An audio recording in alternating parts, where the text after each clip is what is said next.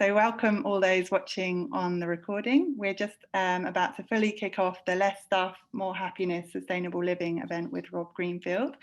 Our plan for this event is to have a really interactive chat with Rob about the topic of the event.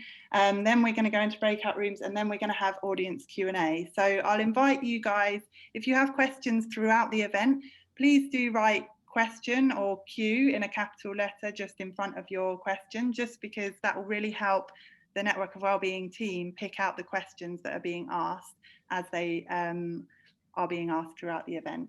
And we'll also invite you, if you want to share anything about this event on social media, you hopefully will have seen the Network of Wellbeing social media profiles in the reminder email, and you can share posts using the hashtag Wellbeing Together. Because this is one of the webinars in our Wellbeing Together series that Network of Wellbeing runs, which is all about building personal wellbeing, community wellbeing, societal wellbeing in connection with nature and the environment, and looking at all of those different aspects of wellbeing, how we can support them. So before I move on to the star of our event, I'm just going to share a short poll with you guys about the topic of the event. So hopefully you'll see a poll pop up there on your screen that says, does living more sustainably make you happy? And the options are yes a lot, yes sometimes, not very much, or not at all. And I think this is just to kind of get you thinking before we hear from Rob about how these topics of sustainability, happiness and well-being are alive for you in your life. We're going to hear from Rob, who's really engaged in these topics, but of course all of you have come here to this event because you're engaged with these topics as well. So really great to hear your views. So I'll just give another second or a few seconds to get your answer in, and then I will end the poll now and I will share the results with you. So perhaps somewhat unsurprisingly, given the audience, most people are saying yes a lot, that sustainability is making them happy, and others are saying yes sometimes. Hopefully that topic, obviously it's a broad question, and hopefully we'll get to dig into that discussion a little bit more in our chat with Rob, and also in the breakout rooms discussions with each other. But for now, I'm going to introduce our lovely speaker of the evening and begin our interview. So Rob Greenfield is an adventurer, an environmentalist, an activist and a humanitarian who's really dedicated to leading the way to a more sustainable and just world.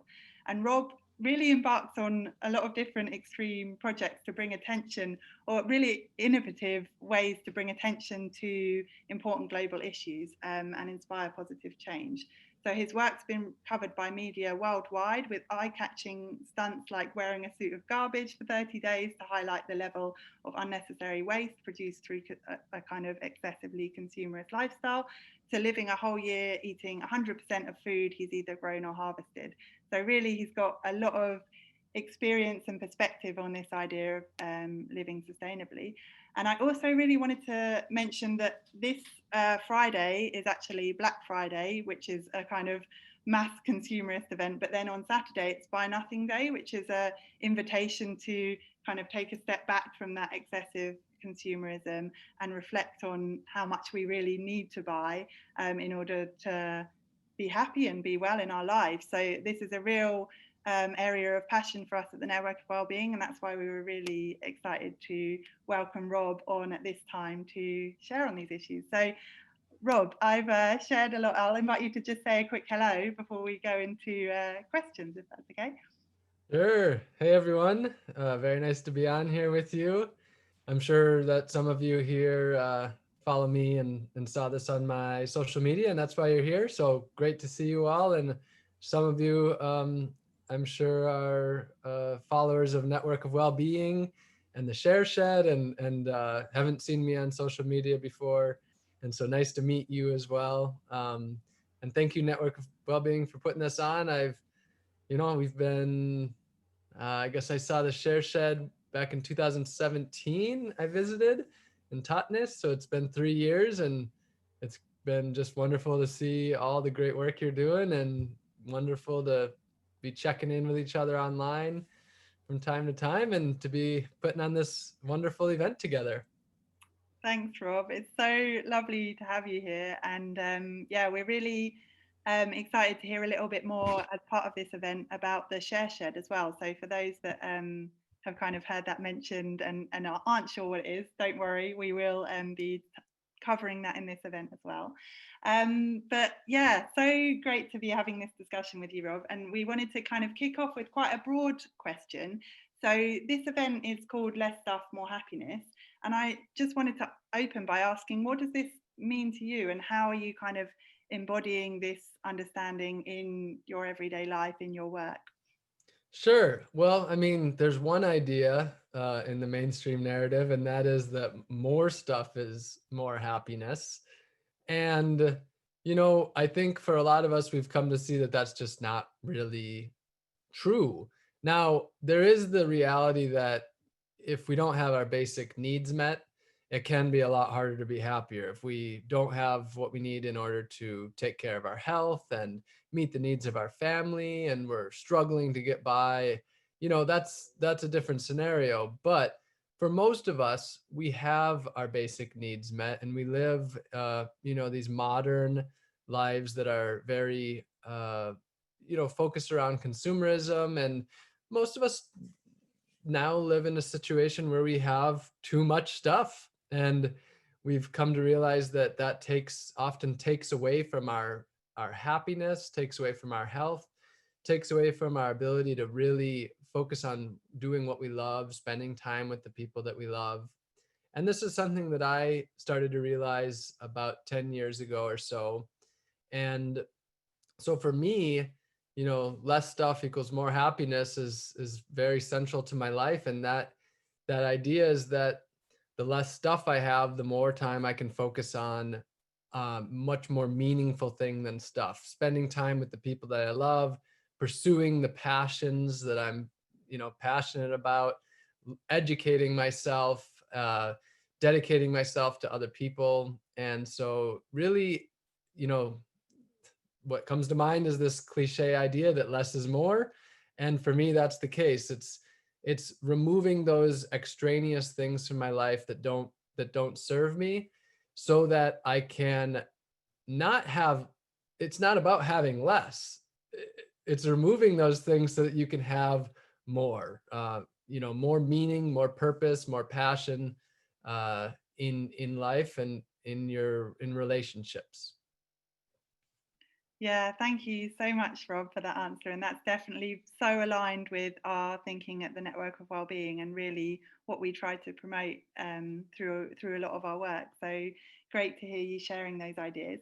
Like you mentioned, some people will be very familiar with your work, and others will be maybe joining from our network that are less familiar. So I wonder if you could, and I mentioned a few in introducing you, some of the types of work that you do, but maybe you could just share an example of something you've been working on recently that you've found embodies these kind of ideals that you've just so passionately spoke about there.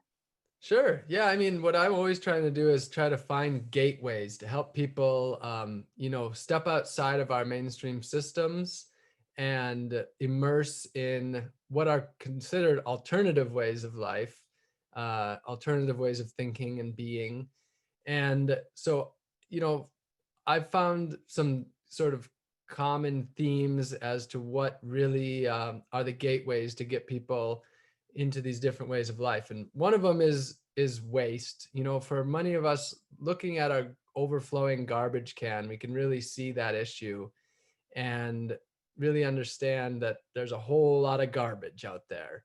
And so, helping people to reduce their waste has been a big passion of mine. That's where projects like Trash Me, where I wore all my trash for a month, comes in. Um, and then another really big one is growing your own food. I've seen that for people that for the first time start to grow a little bit of their own food instead of getting it at the grocery store, it can totally revolutionize the way that they think about their food. And the thing is, food is at the center of our lives. It ripples through everything that we do. So my current projects that I'm really excited about, and I'm just kind of getting prepared for. I mean, it's the fall over there in Europe and in much of the world.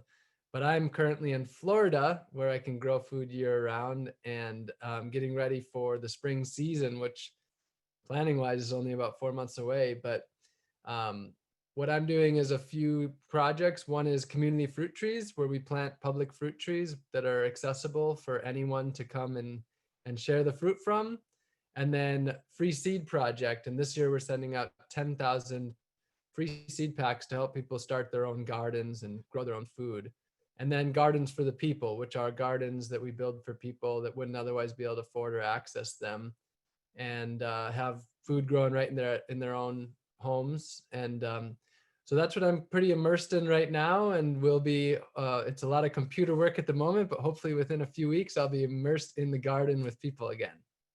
Beautiful. Yeah, I've seen so many beautiful photos of you actually surrounded by your food, and I can see, yeah, that's a place where you're happiest, it seems. And really inspiring to hear about all of the work that you're up to at the moment and that you've been doing.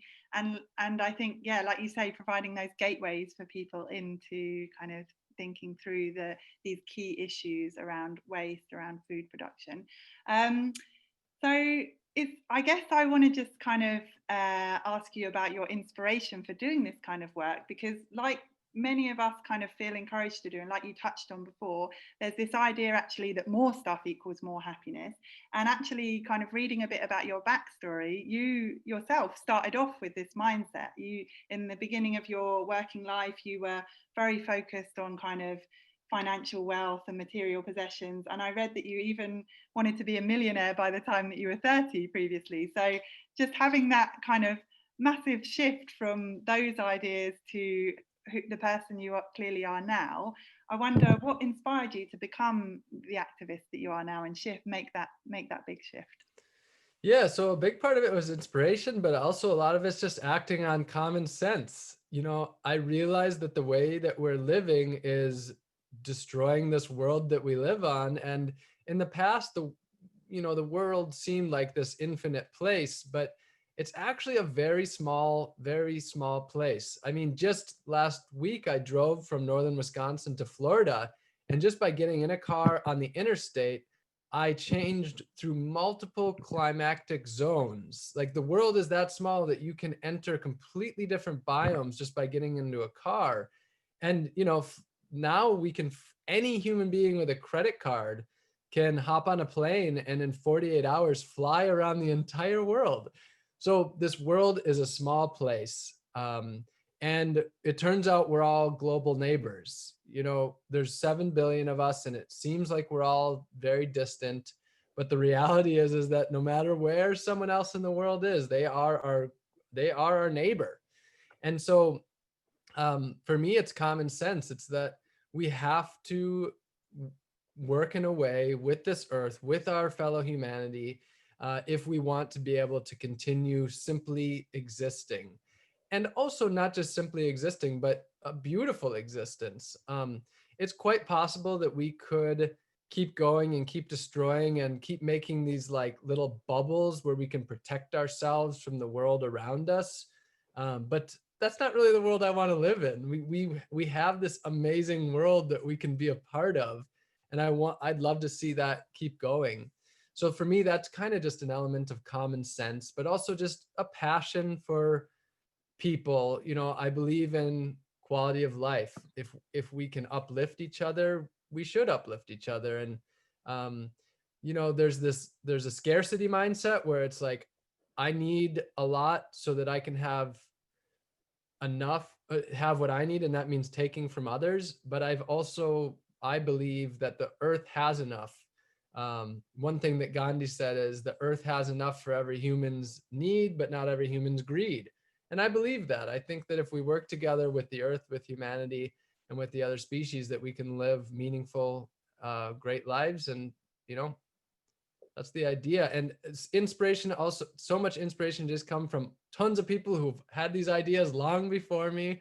Books, documentaries, videos, articles, hundreds of thousands of organizations and people that just believe these things, and that have, nurtured the belief inside myself as well.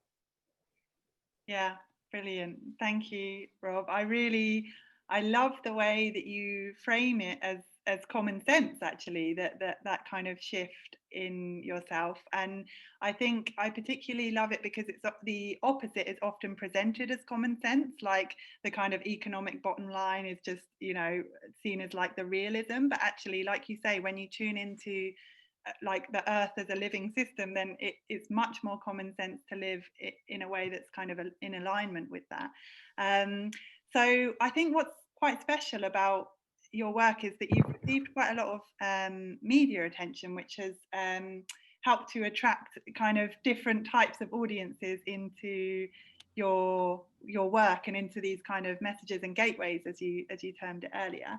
And people have even kind of termed you the Robin Hood of modern times, or the Forrest Gump of ecology, which are really kind of funny, heartening taglines for you. But I wonder, is that your intention to kind of reach a wider than usual audience, or to try and bring people along with these messages?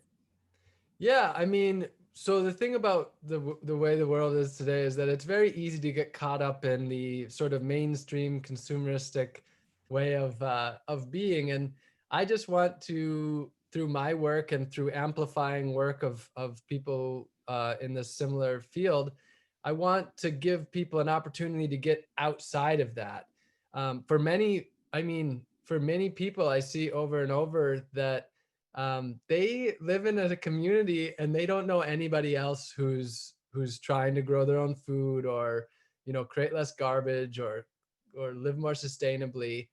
And the reason they don't know is not it's not often because there isn't anything. It's just that a lot of times people they're kind of shy about it. They're kind of, there's social stigmas around living differently. And so one of my goals through this is just to try to put this message out as much as possible into the mainstream world, to reach people that can say, oh, there are other people who care. And as much as possible, whenever I'm doing these extreme projects, I'm trying to always say, what I'm doing is extreme, but that's so that I can show up on your TV screen, and then you can see that there's actually millions of other people who care that aren't doing it in an extreme way. And there's so many nonprofits to get involved with, and there's so many people out there to get involved with, and that this is actually an extremely normal, it's caring for the world is a pretty darn normal thing that often is forgotten. And I think it's really that like grounded message that really resonates with people, actually. And like you say, it's not that everyone needs to go to the extent of wearing their trash for 30 days like you did, for example, but that kind of communicates a message that there is something that everyone can do to kind of reduce their waste, and that there's also, like you say, such a wealth of community initiatives, projects, people wanting to support that way of life, that it's really inspiring to tap into, I think. I guess one challenge that we're finding in the world today is that we're quite polarized politically, actually, and that's kind of in the UK, also in the US, of course, and across the world. And I guess it's a shame that sometimes sustainability kind of becomes almost a political issue, when, like you say, like you've said throughout this discussion so far, it's very common sense, it's very kind of normal to care in this way. And so I wonder if you've got ways that you'd suggest kind of framing these issues that can help to bring a wide range of people along, and to help to kind of not fall into that polarization. Sure. And I also want to say, I see my mom and my aunt are on, so I want to say, hey, Mom and Louise. That's awesome. Hi, Rob's mom and aunt. Yeah, nice to see you, Mom. I see your face. Beautiful. So yeah, it is a polarized time on Earth, definitely. And the kind of interesting thing about this work is that this is a beautiful time to be in this work, because it's so needed, and because you can really be of service to help people. Just at the beginning of this, we opened up with a short, taking a couple of deep breaths, and even myself, like, I felt that it improved my day to take that moment. And so right now, with it being such a polarized time, the good news for us is that it means that we're needed in this world, and we're wanted in this world. And so that can, for me, kind of let the stress off, because it's helpful to know that your work is needed. And the thing about the thing about life is that there's a lot of different ways of doing it. I think a lot of people like to sort of create these labels or these rules and say this is the right way, every other way is wrong, which that in itself is very, very polarizing.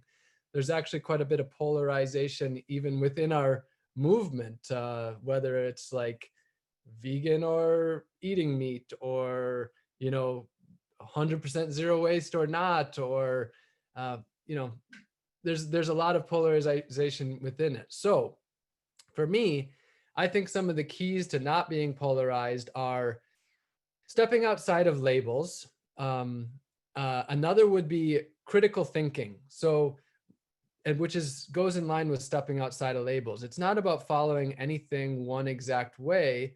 It's about looking at each situation individually and deciding how it can be done in a way that is uplifting to the community rather than bringing it down, that creates equity and justice, and just, really thinking things out. Another big one is, not being judgmental. Everybody is in their own place. Everybody has their own challenges. There's a good chance the other person is going through challenges that you're not aware of, that maybe you've never experienced, so you can't really empathize with. And so, just remember, like, think about your own challenges, but then remember, those are your challenges. Now, other people might have very different challenges. So that's about being understanding and being compassionate towards other people. And if you are working on local movements and you want help to help other people, really, the key is to be open. People will start to feel defensive if they feel like you're telling them that things have to be done a certain way. So the more that you can, be open and understand where they're coming from, and, think critically rather than boxing people into labels, I think that's an important, those are some important ways to navigate these times that are polarized.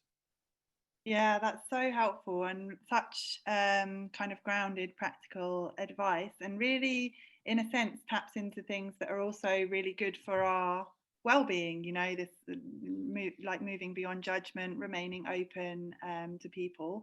So I wonder if you could maybe talk a bit about how your own sense of personal well-being has been impacted by your life choices. So how do you kind of balance your activism and caring for yourself, caring for well-being of yourself and the world? Yeah.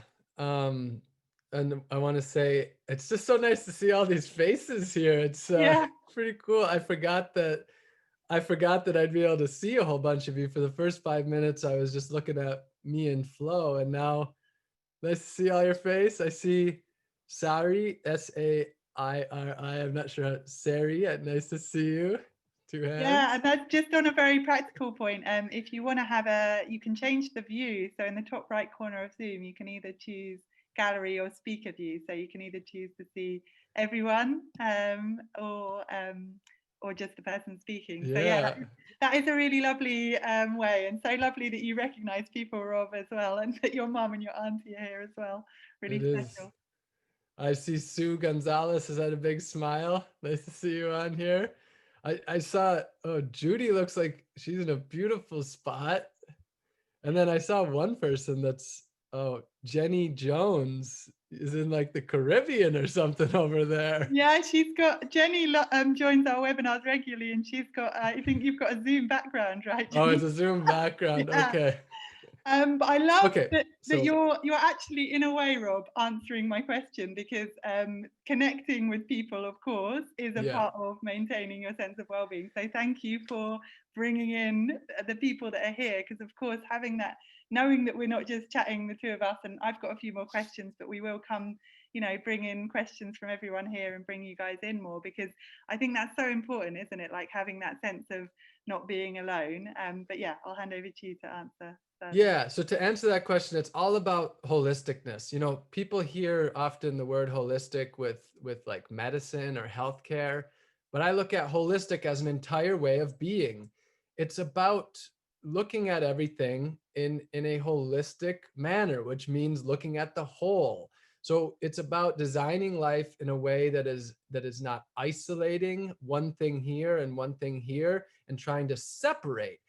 Each of us only lives one life. I mean, there may be some special people on this Zoom call that live a couple of lives. I don't know how to do that. I'm not sure if it's true. It looks like Xenia is saying she does that. Um, but each of us basically live this one life, and to try to turn it into multiple lives is very exhausting.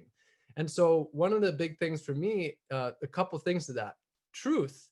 The more that you just live your truth and you speak in truth, the less you find that you have to try to be being a different person for different scenarios just by being your one self. That is very holistic, and it frees up your way of being and existing.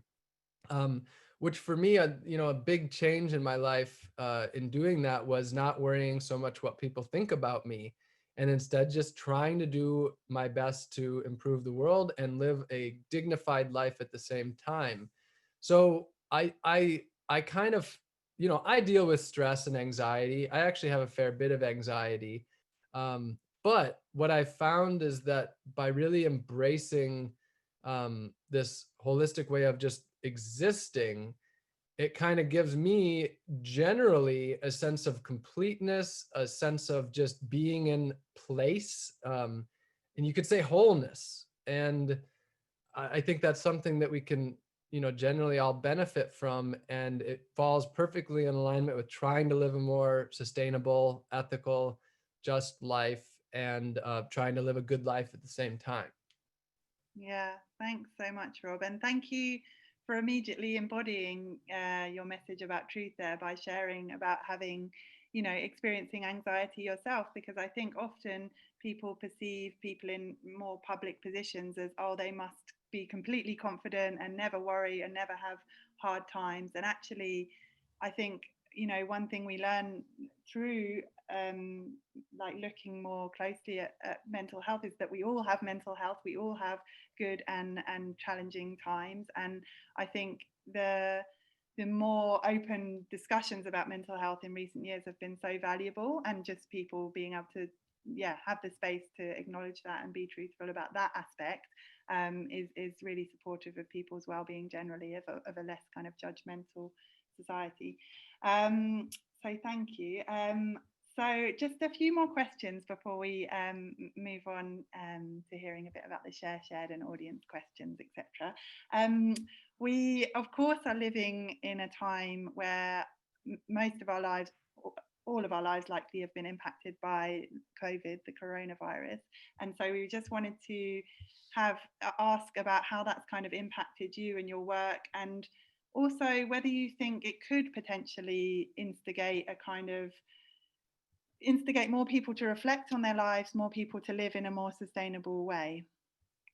Yeah. So, yeah, COVID has been, pretty impactful on many of billions of people around the world.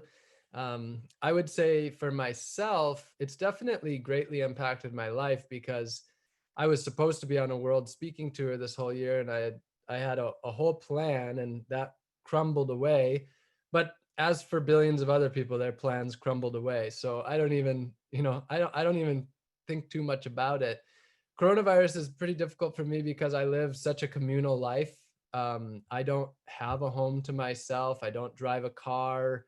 I don't have very many possessions. So I actually have designed my life to depend upon other people, to depend upon community and humanity. And so that has made coronavirus, pretty difficult for me, because it is a time of isolation. And my life is really designed not to isolate in so many ways. So it has been difficult. But it's about adapting and being flexible. And I think flexibility is one of the very important keys to, to success and sustainability, and trying to live the life that you want. And so I am a very I do design my life around flexibility and adaptability. And so because of that, overall, it's been a pretty reasonably easy scenario for me. And also, fortunately, my work is mostly based as outdoor things, a lot of gardening, riding bikes, planting fruit trees, and, embracing this natural world. And so, I guess you could say that what I'm trying to do is as relevant as ever, because what I've been trying to do is sort of the solution, much of the solutions to the problems that caused coronavirus. And, coronavirus is basically it's the virus for globalization. I already think in an anti-globalization type of way, which the opposite of that is a localized way. And, what a lot of people are seeing is that with coronavirus is that we need resilient local systems, resilient local economies. And so my work is largely able to continue the same. And again, it's, just as relevant or more than it was before. I can't remember if that answered the question or if there was a second half to it. The second, it does, and the second half was just about, do you think that this could instigate more people to live sustainably? Yeah, it is instigating more people to do so. I have a lot of friends that either work at or have started seed companies, and they have sold more seeds than they're out of seeds. A lot of my friends work at bike shops, and they're just out of bicycles. There's such a high demand for so much of what we've been working for. So for me, it's no doubt millions of people are waking up to some of the problems with our systems, and millions of people are making changes. But I'm a very realistic person. The reality is that just as many people are more and more doubling down on consumerism and disposability and isolation, and which means having everything you want in your house so that you don't have to be around other people. So, we do live in a polarized time, I believe, and we have people going in both directions out of coronavirus. And I do see that some of our most destructive ways of existing, I do think they are increasing. And we are continuing down the path that we were already on. So, coronavirus is it's both at the same time. Yeah. Yeah, thank you for that very balanced answer. And like you say, like you mentioned earlier, it really does speak to the need for people to get involved. If you feel passionately, now is the time to kind of put your passion into action in ways that you are inspiring so many to do. So my last question then is kind of on that vein of, which projects have you seen that kind of really inspire you at that kind of community level, and to live more sustainably in a more happy way? Yeah, well, I'm going to talk a little bit about sharing, because I think sharing is one of the most radical things that we can do in this, consumeristic society. And it's also one of the simplest things we can do. It's something that doesn't take much resources necessarily. It's something that can save us great sums of money, connect us deeply with our communities, make new healthy relationships. Sharing is a holistic way of existing in every way, which I guess that is redundant. That is what holistic is, every way. So just to name some things that I'm really excited about, I visited Share Shed, which Mia is going to talk a little bit about, back in 2017. And I love Share Sheds. I love library of things. I love anything where people can not need to own something themselves, but still basically own it. What that means is you have access to things when you need it, but you don't actually have to own it.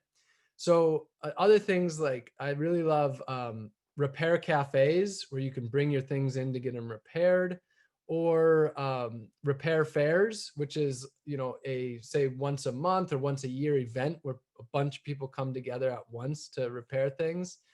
And then community gardens, that's something that's been around for a long time. Joining a community garden is just such a beautiful way to get involved with your community and grow food and have support.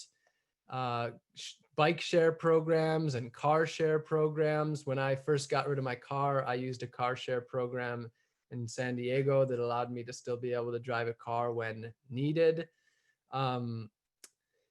So those would be some of them, and I feel like there's just so many that there's just, you know, so many more that I want to share. I guess one more that I'll share is, people have heard of a library of things, or sorry, little free libraries, and there's all sorts of different little free library type initiatives, and one is little free seed library, where people put up seed libraries for people to be able to access seeds. And I'm starting a program similar to that this year that I'll be excited to help. But yeah, anything where people are sharing and connecting with their community is something that I'm really excited about. Brilliant. Thank you, Rob. And yeah, love the seed library idea, Tiffany says, and I share that. It's really exciting, and look forward to seeing more on that as it develops. But now we are going to kind of segue from you sharing about sharing into kind of bringing in my colleague Morella, who's going to share about their Share Shed, which is a project we've mentioned a few times, just to give one concrete example of putting some of these principles into practice at the community level. So the Share Shed is a mobile library of things now, and it's a network of wellbeing project. So we're just going to hear from Morella for 5 minutes or so, kind of sharing that before we then move on and further the discussion with Rob. So thanks so much, Rob, for all you've shared so far, and I'll hand over to Morella. Thanks, Flo. Thanks, Rob. Can you just see the screen, right? Yes, great. Just want to take this opportunity to share photos shared, which was inspired by this learning around, you know, in average, an electric drill is used to up 13 minutes in its whole lifetime. Obviously, not if you're a builder or a constructor, but if you're, you know, in a household. So that got us thinking, as many people over the world, it's just like, what can we do about that? And like Rob said, it's about access rather than ownership. So in 2017, we set up the Share Shed in Devon, England, where, yeah, just happened that Rob was around and came by and made a little video of the project, which was amazing and really helped us spread the word of the concept.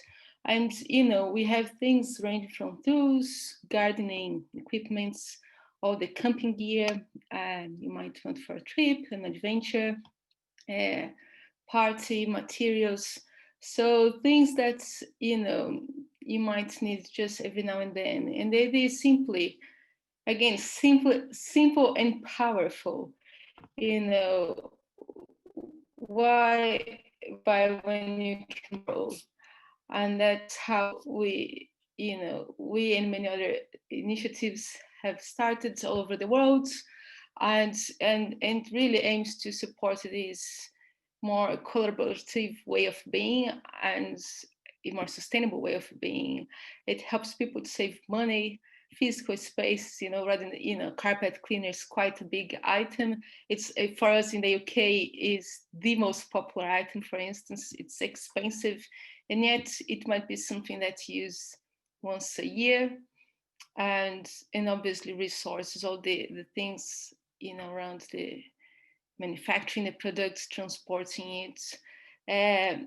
The project also helps people to reduce clutter. So 95% of the things we have at the moment, we have almost 400 items. They've all been donated by the community. And that's another way, you know, really a real shift around abundance around us. You know, things are already there, lying in people's garages. And it's just about making this bridge between people needs and wants and the resources available in the community, and really inspiring people to engage in social change.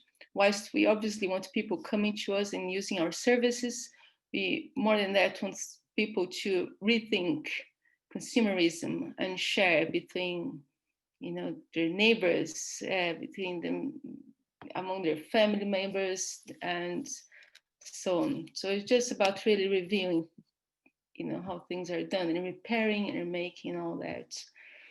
We were very fortunate to get a grant last year to create this mobile version of the share shed. So we expanded our service because over time we realized we had a lot of people coming from the surrounding communities to us, and we thought, what about if we went to them instead and made all these things in art available for people.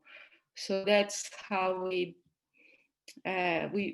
eventually got the very beautiful vehicle launched in July. So it's still very new venture for us, and it's been great because we are now able to serve other communities too.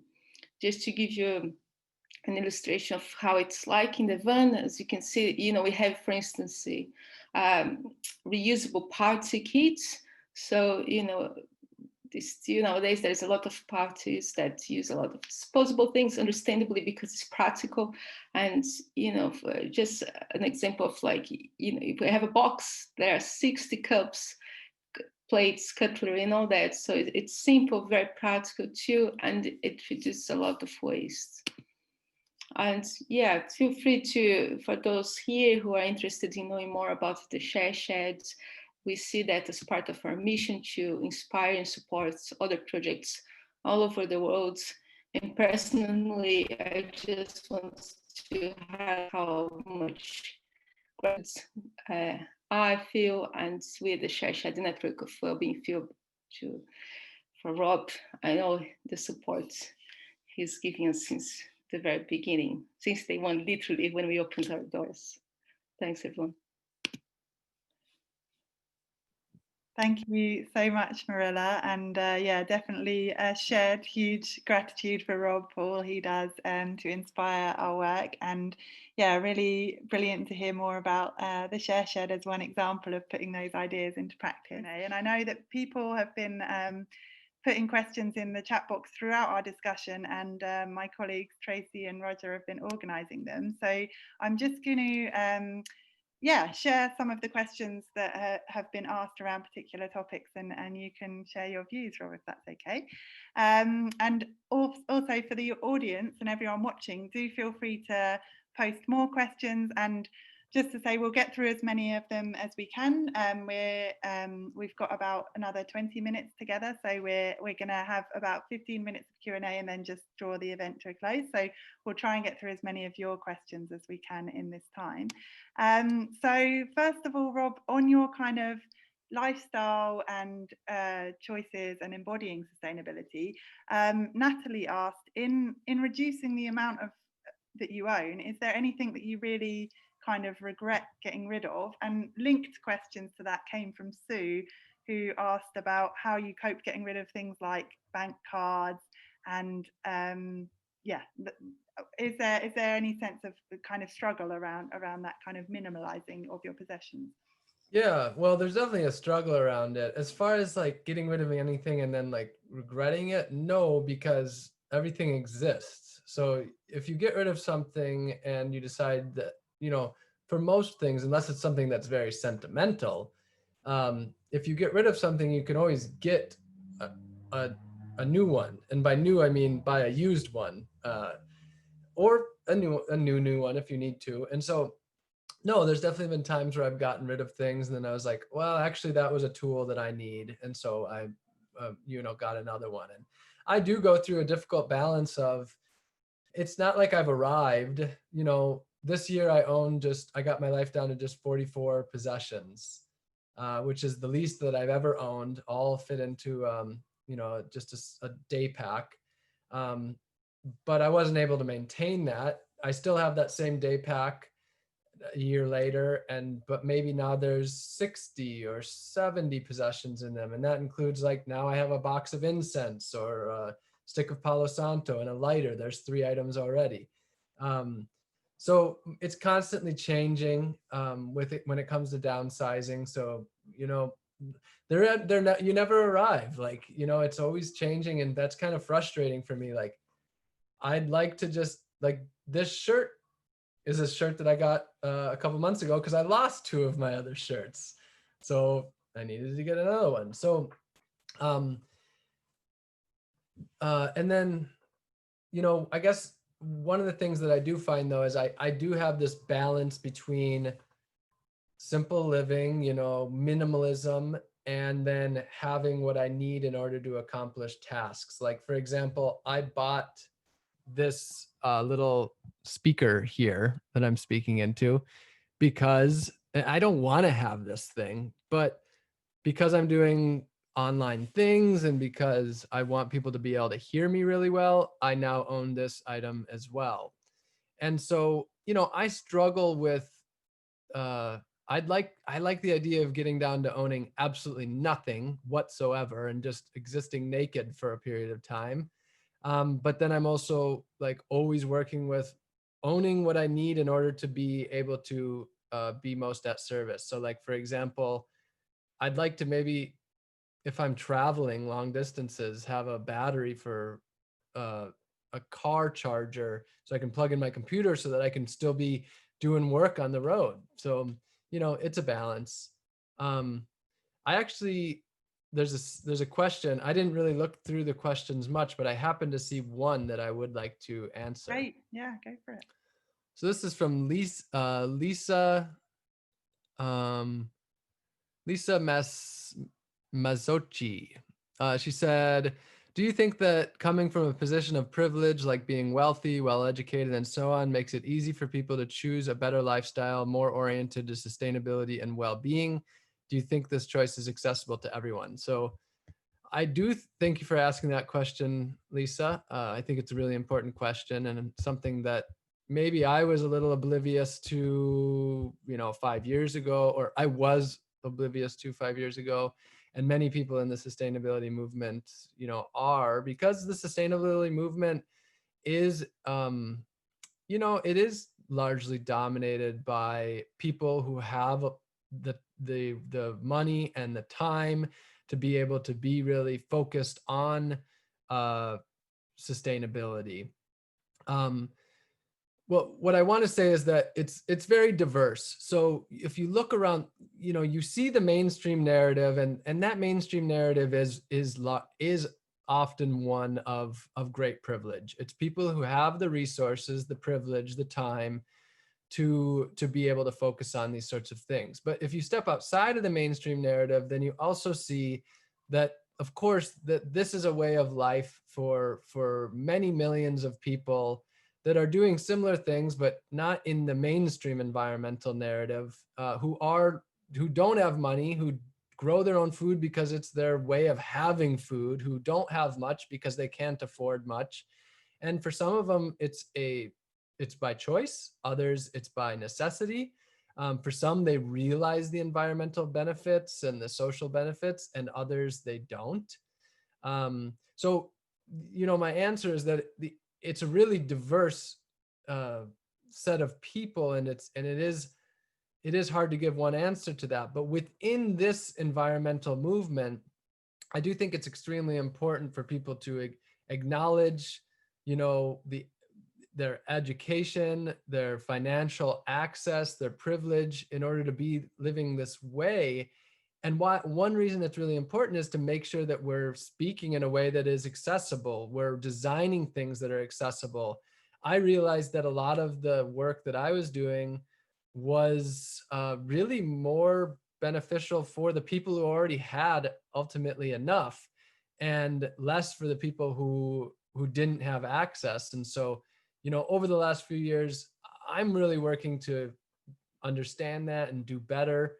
And so, yeah, so I think it's really, and so to answer the very end question which is, do I think it's accessible to anyone?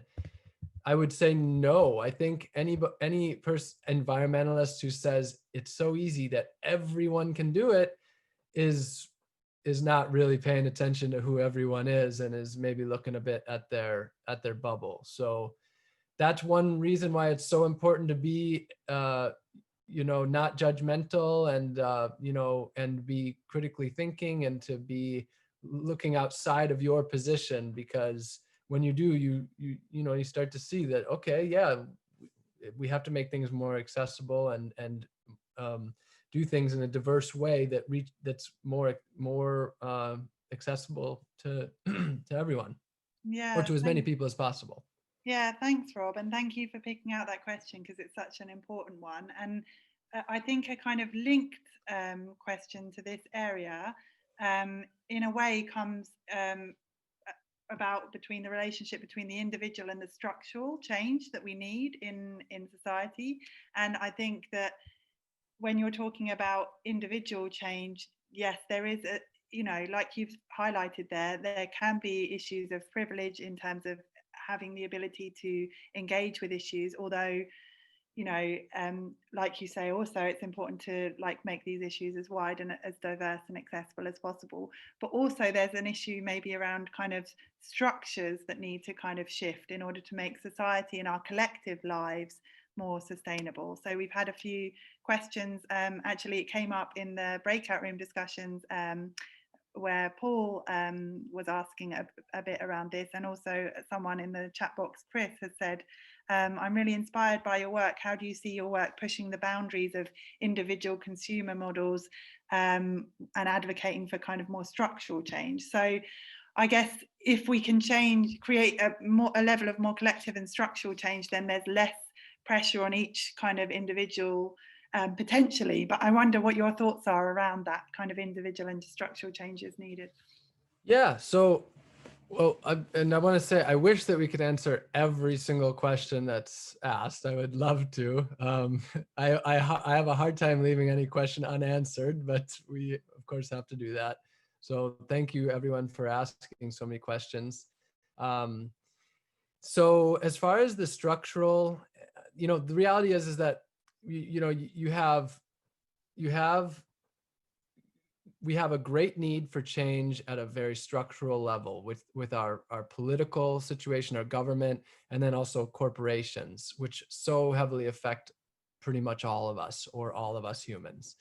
And then there's the individual aspect. And I think the key is a balance between both. I mean, some people argue that it's all about individual change because politicians and corporations will never change.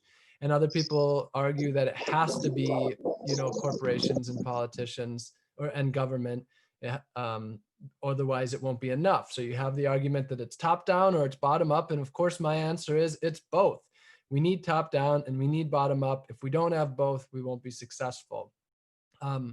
And I think the people, of course, need to demand the change in order for corporations and government to change. But what's powerful to me is a person who's standing from a place of conviction, and you get that conviction by being the change that you're trying to get to change. So when you change yourself, you can stand up so much more powerfully to governments and to corporations and really stand from a place of power. Also, you show people what's possible and empower more people to do so. Like, individual changes on our own aren't going to change the whole world either, but they can really change the world of the people in our community. So, just because we can't change everything doesn't mean that we can't drastically improve the quality of life of some people in our community, whether or not we change our entire government or corporation. So yeah, I think we absolutely need both. I think each of us can be working on both and things in the middle. But also, if someone doesn't want to be involved in political or corporate change, you don't have to be. You can really be the change you wish to see and let that ripple out.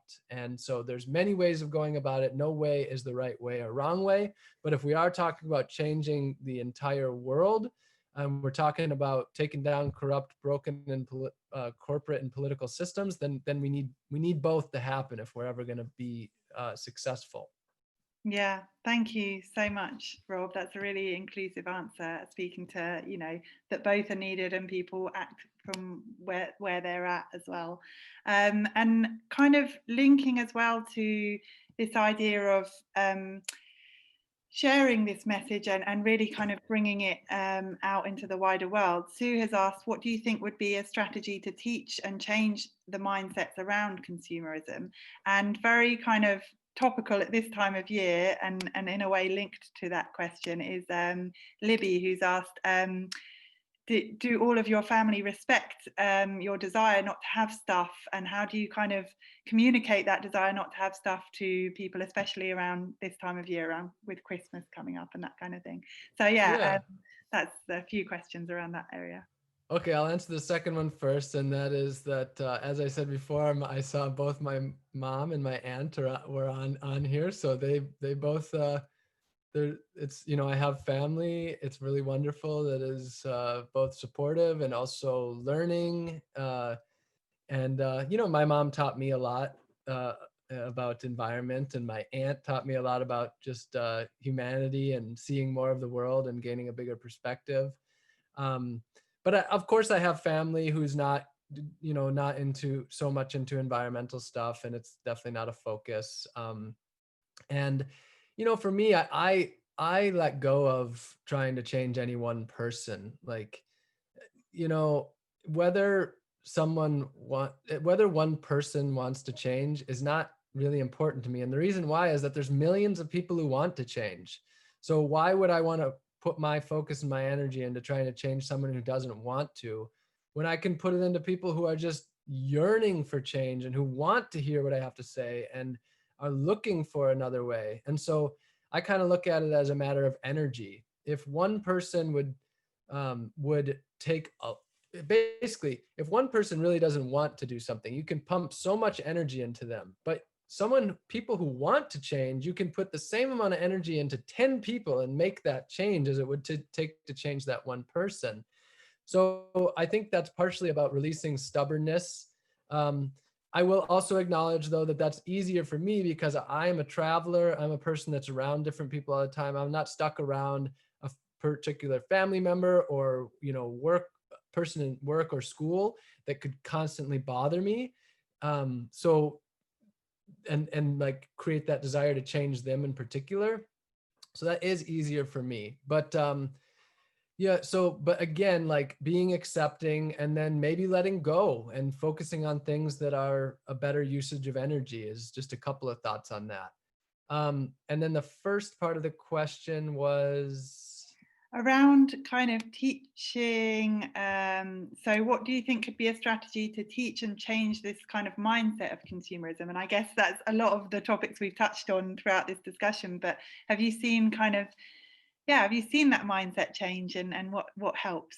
Yeah, I mean, my answer to that is there's just thousands of ways of doing that. I've been involved now for close to a decade in the sustainability movement, and I have so many initiatives and ideas brought to me or that I find every day that I've never seen before. And there's just so many different ways of going about it. And so yeah, I mean, I guess I think I'll leave it at that. It's just that there's so many strategies, and I think that the key is to find what works for you, and just search the internet, because there's endless strategies and ways of going about it. And my website, I mean, on my website, I document. I've probably done videos and blogs and photos of hundreds of different initiatives and people that are doing just that. And so if you just go to my website, you'll find it.